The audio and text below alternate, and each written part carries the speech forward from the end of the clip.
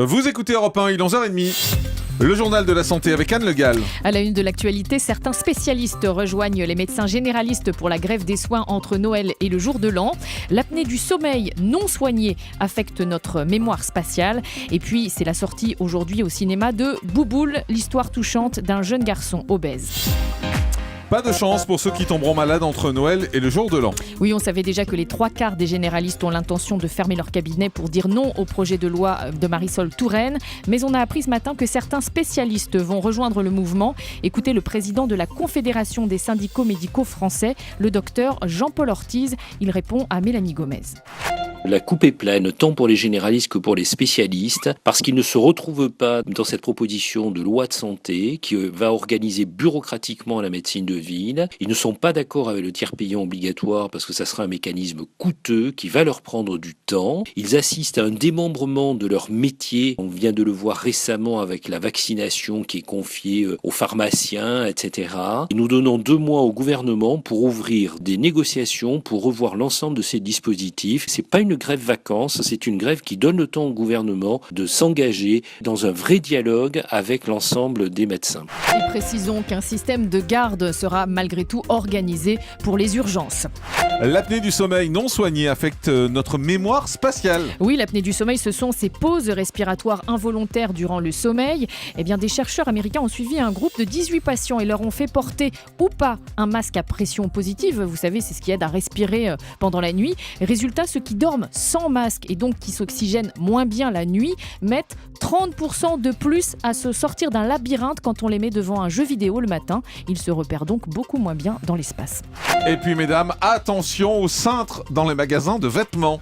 Oui, le cintre d'un magasin de vêtements a conduit une femme aux urgences. Là, c'est passé à Poitiers. Une jeune femme de 38 ans s'est emparée d'un cintre et a reçu une décharge électrique de 220 volts. En état de choc, elle a passé 7 heures à l'hôpital avant de repartir sans séquelles apparentes. Qu'est-ce qui s'est passé ? Eh bien, je vous explique, c'est que a priori le cintre se trouvait en contact avec une tringle qui elle-même était en contact avec des néons non sécurisés. Voilà, et on profite de ce fait divers pour faire un petit rappel. Si on est témoin d'une électrocution, qu'est-ce qu'on fait ? On s'en va.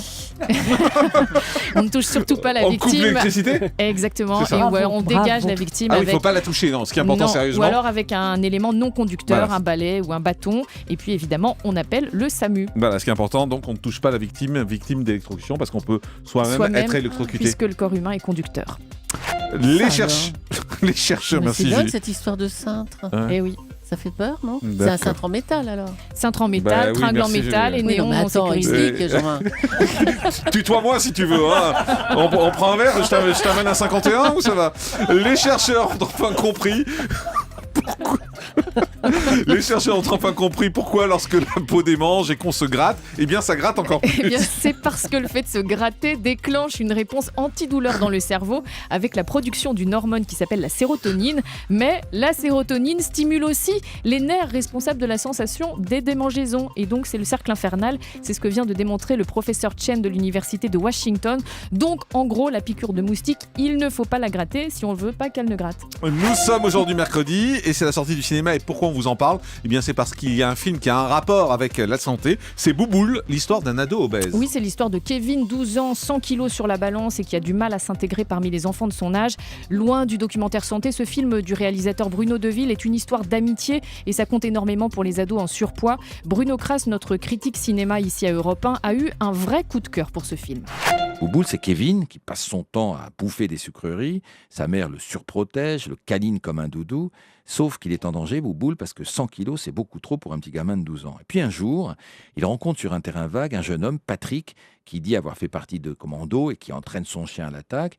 Ils vont se lier d'amitié et comme un grand frère, à la fois rude et protecteur, eh bien Patrick va apprendre à Kevin à se défendre, à ne plus se laisser faire. C'est ça le film, qui est drôle et tragique à la fois. J'ai pensé au tout premier film de Jane Campion, ce qui n'est pas un mince compliment. Bref, le film est un vrai petit bijou qu'il ne faut absolument pas rater. Voilà Bouboule du réalisateur Bruno Deville qui sort donc aujourd'hui au cinéma. Le chiffre du jour, c'est 80. La chirurgie bariatrique sur les personnes obèses réduit de 80% le risque de diabète selon une étude du King's College de Londres. C'est une confirmation positive de ce que d'autres études ont déjà montré. Rappelons qu'en France, ce type d'opération qui consiste donc à poser soit un anneau gastrique, soit à réduire la taille de l'estomac par la chirurgie, ce type d'opération est considéré comme un traitement de dernier recours pour les cas d'obésité grave avec un indice de masse corporelle supérieur à 40. Merci beaucoup, Anne Le Gall. Europe 1, Le grand direct de la santé. Jean-Marc Morandini.